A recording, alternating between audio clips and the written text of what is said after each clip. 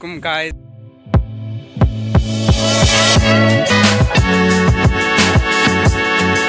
मेरा नाम है मोहम्मद अवैस, जैसे कि आप जानते ही होंगे।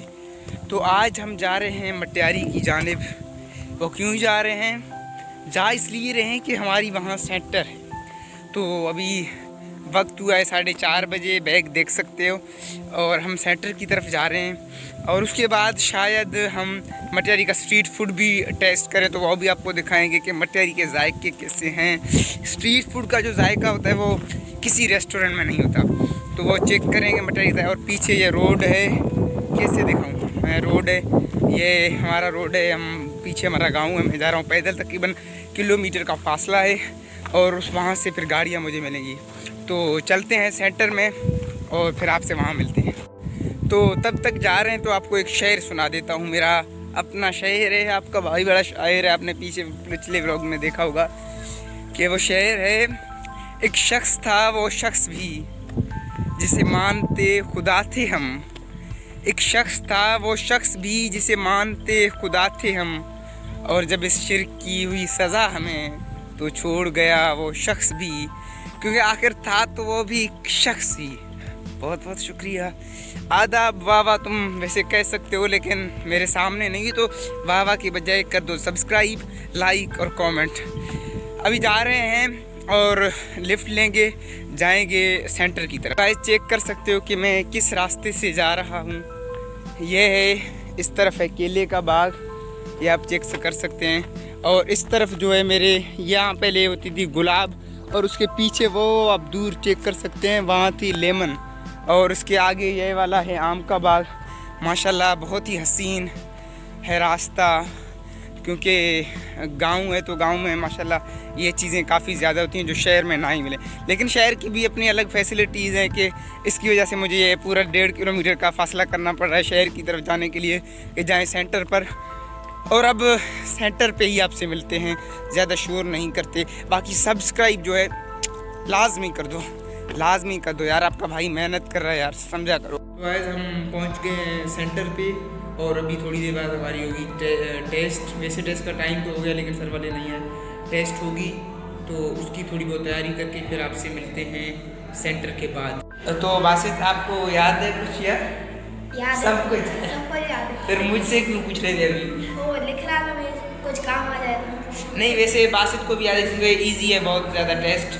और अभी हो रही है हमारी टेस्ट, देर हो गई है। टेस्ट थी वैसे 3:30 बजे, लेकिन अभी 3:45। हाँ, 4 बजे स्टार्ट होगी। 4 बजे टेस्ट स्टार्ट होगी, और उसमें है ही कुछ 4-5 सवाल, तो टेस्ट देकर फिर आपसे मिलते हैं। हमारी हो गई है छुट्टी सेंटर से, और अभी भाई ने कॉल की थी कि देर हो रही है, मुझे जाना है घर, तो इस वजह से अभी एक जस्ट आपको सूप ट्राई करते हैं, उसका आपको रिव्यू देते हैं, फिर घर की तरफ चलेंगे, क्योंकि मुझे कपड़े भी देने हैं और थोड़ा जल्दी से वो ट्राई करके फिर चलते हैं। तो भाई गाइस आ गए हम एक शॉप पर, और भाई की जो है सेटिंग भी वो अभी लग रही है, लेकिन फिर पी के आपको उसका रिव्यू देते हैं और चलते हैं लेने अपने कपड़े, उसके बाद डायरेक्ट घर चलते। तो मैं पीता हूँ तब तक सूप, और आप जो है वो सूप के बजाय सब्सक्राइब लाजमी कर दें कि हमारी थोड़ी रिटेंशन बढ़ जाए।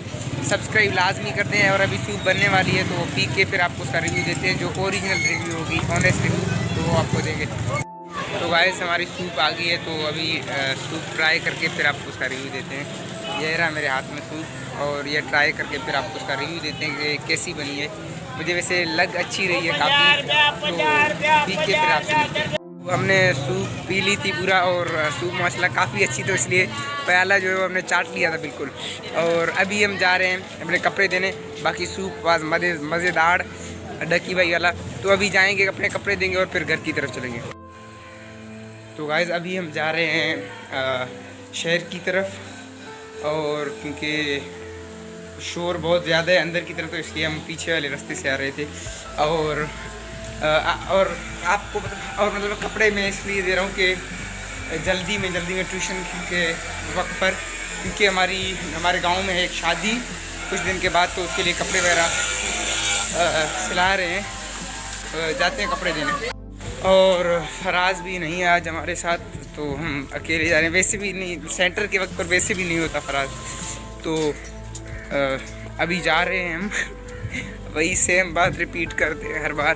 तो फराज भी नहीं, और इंशाल्लाह मतलब कुछ दिन बाद आपके लिए एक ड्रामा आ जाएगा इंशाल्लाह गाइस। कुछ दिन बाद आपके लिए एक ड्रामा वगैरह आ जाएगा जो हमने बनाई है।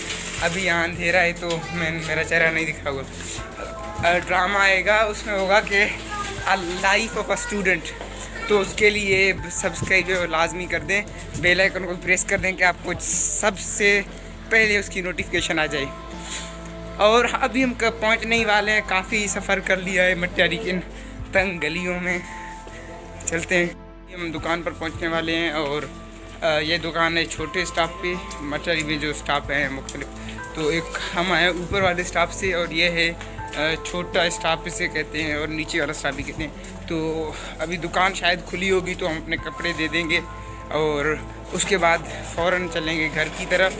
और फिर से भाई सी माई लक, बंद है दुकान। और फिर मतलब आज तो नहीं हो सकता, कपड़े नहीं दे सकते, फिर यह बोझ हमें फिर से उठाना पड़ेगा। चलते हैं घर की तरफ इस बोझ के साथ और कल इंशाल्लाह आप कपड़े दे देंगे अपने। गाइस मुझे लगता है कि आप लोगों को ना शायरियाँ पसंद आ रही हैं काफ़ी, है ना? पसंद आ रही है ना आपको? नहीं। तो एक शायरी है कि बहुत मजबूर होकर मैं तेरी आँखों से निकला, खुशी से कौन अपने मुल्क से बाहर रहा है। बहुत मजबूर होकर मैं तेरी आँखों से निकला, खुशी से कौन अपने मुल्क से बाहर रहा है। गले मिलना ना मिलना तो तेरी मर्ज़ी है, लेकिन तेरे चेहरे से लगता है तेरा दिल कर रहा है। मेरे सब्सक्राइबर्स तो गले नहीं लग सकते, सब्सक्राइब बटन से गले लग जाओ और उसको दबा दो। और अभी हम जा रहे हैं घर की तरफ और फिर आपसे वहाँ पर ही मिलते हैं। अभी हम खा रहे हैं एक छोटू सा समोसा जो बासित आपको मिला था उसकी तरह बिल्कुल। और समोसा खाते हैं और जायका तो आपको पता है इसका बड़ा ही ललन टाप होता है। एक यूट्यूबर है जल्लाद, यूट्यूबर नहीं ब्लॉगर है और फेसबुक पे बनाता है, तो उसका ये डायलॉग मुझे बहुत ही ज़्यादा पसंद है कि जायका तो आपको पता ही होता है, जायका तो आपको पता ही है, बड़ा इसका बड़ा ही ललन टाप होता है। तो समोसा खाते हैं और आपको इस तरह होते हैं वहाँ पर रोशनी आ रही है। तो एक स्टोरी है जो आपको बतानी है। गाइस वो पीछे ग्राउंड है, यहाँ पर मैच हो रही है, आप देख सकते हो। और इस तरफ मैं आया हूँ कि आपको बता दूँ कि वो शेर कौन सा है, शेर नहीं पोएट्री, सॉरी स्टोरी। तो स्टोरी यूँ था कि हिंदुस्तान में 30 शेर होते थे और वो 30 शेर जो है वो सर्कस में होते थे हमेशा और उनकी बहुत ही अच्छी देखभाल की जाती थी और मुख्तलिफ करतब दिखाते, बहुत ही बड़ा सर्कस था। तो जब सर्कस में लोग आना बंद हो गए तो वहाँ सर्कस की जो इंतज़ामिया थी उसने कहा कि भाई इनका कुछ करना पड़ेगा, क्योंकि वो सारे जो हैं 6-7 किलो गोश्त खाती थी। उनकी एक वक्त की मील जो थी वो 6-7 किलो गोश्त खाती थी और 30 शेरों का गोश्त जो है वो इंतज़ाम करना वो बहुत ही मुश्किल हो गया था। तो उन्होंने यूँ किया कि उनको जाके जंगल में वो छोड़ आए, सरकार ने कहा जंगल में छोड़ आए।